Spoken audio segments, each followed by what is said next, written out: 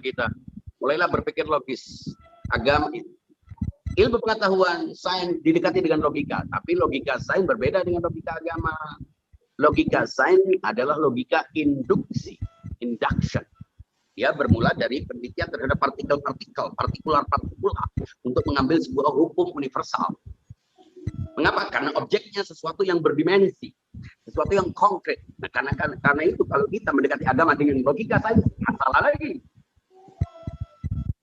Kita harus kembali kepada agama dengan logika, tapi bukan logika yang konkret, bukan logika saintifik, tapi logika deduktif.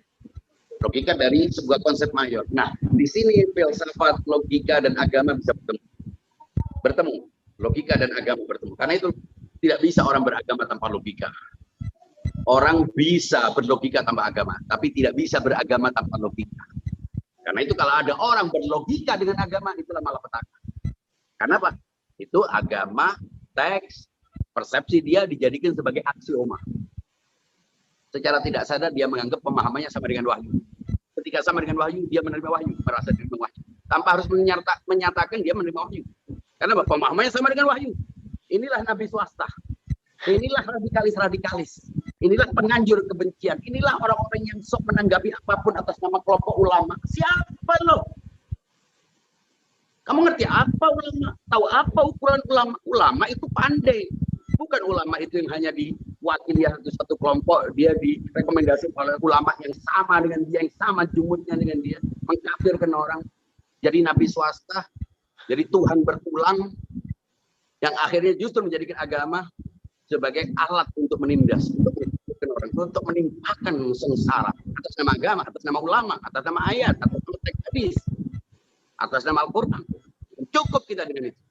Apabila agama ini terus dikooptasi oleh orang-orang yang menganggap dirinya yang paling hak untuk memahami teks, agama ini layak untuk ditinggalkan. Tapi mengapa kita mempertahankannya? Karena kita punya logika. Logika apa? Logika yang mengatakan kalau sains jelas membangun asas kompetensi dan demokrasi membangun asas partisipasi. Dengan partisipasi itu muncullah legitimasi, elektabilitas, sehingga dengan itu orang yang terpilih dengan suara terbanyak itulah yang otoritatif. Itu aksiomatik, itu tidak bisa ditolak. Dan agama juga harus ada otoritas. Selain kompetensi, sebagaimana dalam sains, dia juga harus punya otoritas sebagaimana dalam demokrasi. Kalau enggak, shut up. Dia tidak perlu maksa orang lain berpendapat, karena setiap orang bisa berpendapat dan tidak perlu memaksakan orang. Dia tidak suci, sama kotornya dengan kita, perilakunya juga tidak bagus. Kenapa harus menjadi dasar pikiran kita dalam memahami agama? Nah, karena itu logika mau tidak mau harus menjadi dasar. Kita harus sepakat kembali kepada agama pertama, agama inherent, agama yang sudah ada pada setiap orang. Apa? Agama akal sehat. Apa bedanya dengan agama yang diajarkan? Itu agama tentang how, tentang cara. Tapi agama di sini tentang why. Mengapa begini? Mengapa begini? Ya. Bagaimana caranya untuk mencapai why yang baik itu? Agama datang dengan teks. Tapi agama teks yang harus dikawal. Dikawal oleh orang-orang yang merepresentasi ayat itu, yang tidak lagi mempersepsi, tapi menjelaskan. Itu ada dua. Ada penafsiran, itu yang kita lakukan. Itu tidak ditolak. Tapi parameternya, jurinya harus akal. Tidak bisa sembarang orang enak ngomong. Ya, yang relatif tetap diadili, dihakimi, diperantarai oleh akal. Nah, yang satu sisi, kita kalau selamanya penafsiran, Al-Quran itu hanya ditafsirkan, ya kita akan selamanya berada dalam dukungan. Tapi, kalau kita harus meyakini ada penjelas. Penjelas bukan penafsir. Penjelas bukan penafsir.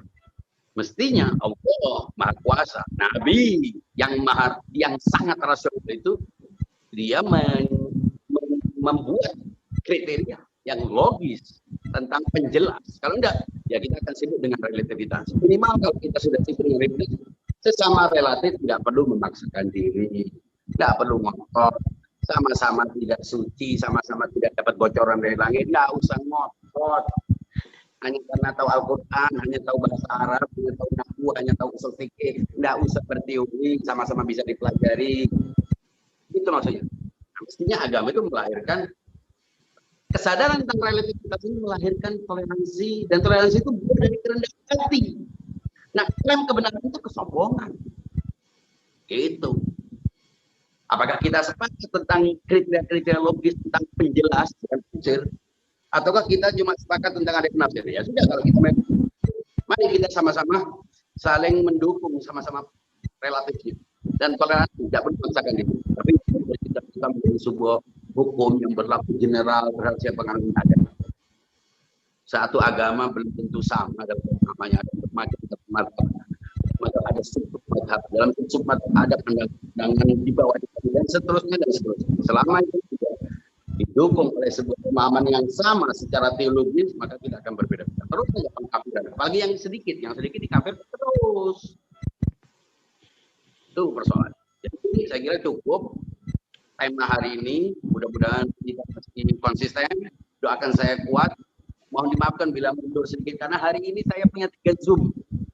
Belum buka, bahkan belum nyaman betul. Tapi bagi saya ini adalah dan Anda semuanya harus meramaikan ini bukan karena saya, tapi karena pola penjelasan dialektik itu yang harus menjadi tren awal dalam menjelaskan agama. Kalau kita memang jenuh dengan agama yang doktrinal, yang cuma perintah, larangan, anjuran, kebaikan, perintah, ulang-ulang akhlak yang sudah kita ketahui semuanya. Karena kita tidak dari akhirnya klise dengarnya. Mudah-mudahan ceramah-ceramah orang itu menjadi berguna. Kita sudah memahami dasar logik. Sekian Mas, bisa lanjutkan terus lagi. Mudah-mudahan besok bisa dilanjutkan. Dan Anda semua itu ingat karena capek itu saya sebetulnya. Jadi Anda cuma dengar, lebih konsisten. Maafkan bila mundur, karena jangan ampun juga keterbatasan. Mas, Adinda atau siswi kita yang bernama Junior kami, insya Allah bisa ikut aktif bila jadinya bagus pada pertemuan lain. Kita masih punya banyak sesi-sesi dan mudah-mudahan Anda bisa berkontribusi menjadi host bersama kita di pertemuan selanjutnya. Mudah-mudahan semuanya menjadi lebih baik. Terima kasih. Lawiranto silakan, saya kembalikan. Baik.